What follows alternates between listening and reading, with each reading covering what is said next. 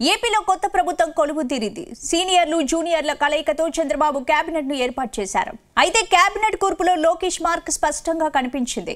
యువనేత ఆశయానికి అనుగుణంగానే చంద్రబాబు టీం ఏర్పాటు కావడం విశేషం.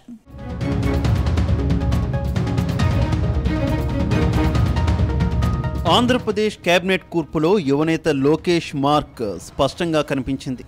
ఒక్క మంత్రి పదవిని మాత్రం పెండింగ్లో ఉంచి మిగతా వాటిని చంద్రబాబు భర్తీ చేశారు. జనసేన పార్టీకి 3 కేబినెట్ పదవులు ఇచ్చారు. బీజేపీకి 1 కేటాయించారు. సీనియర్లు జూనియర్ల కలయికతో చంద్రబాబు మంత్రివర్గం ఏర్పాటైంది. జనసేన నుంచి పవన్ కళ్యాణ్, నాదెండ్ల మనోహర్, కందుల దుర్గేష్ ప్రమాణ స్వీకారం చేశారు. బీజేపీ నుంచి సత్యకుమార్ యాదవ్ ప్రమాణ స్వీకారం చేశారు. ఈ కేబినెట్లో 17 మంది కొత్త వారే ఉన్నారు. అందులో 3 మహిళలు.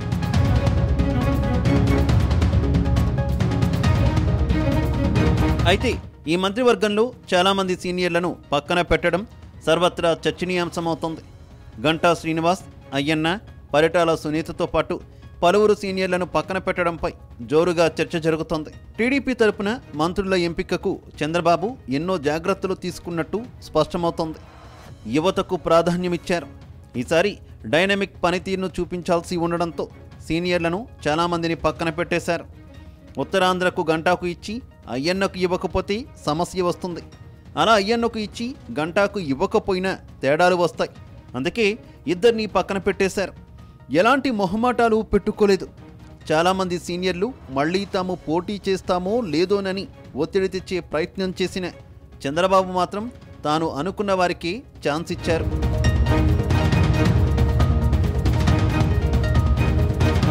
పయ్యవుల, వంగలపూడి అనిత, వాసంశెట్టి సుభాష్ ఇలా మంత్రుల ఎంపిక చూస్తే లోకేష్ ముద్ర కనిపిస్తుంది.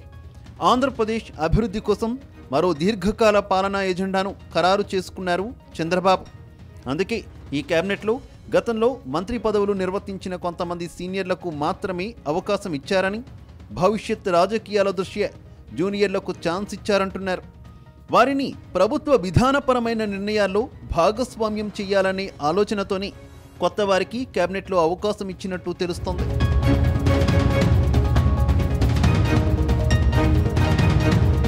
కొంతమంది సీనియర్లకు ఛాన్స్ ఇచ్చిన ప్రాధాన్యం మాత్రం యువతకే దక్కింది.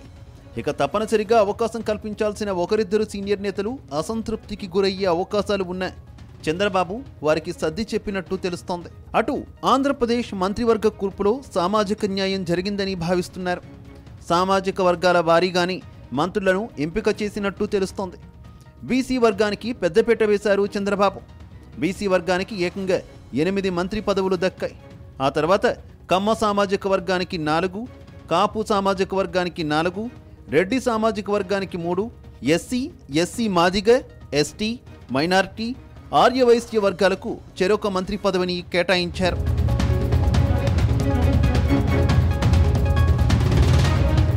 టీడీపీ కష్టకాలంలో పార్టీ కోసం నిలబడిన యువనేతలకు గుర్తింపు ఇవ్వాలని జూనియర్లకు ఈ కేబినెట్లో భర్తు ఖరారు చేశారనే వాదనలు కూడా వినిపిస్తున్నాయి.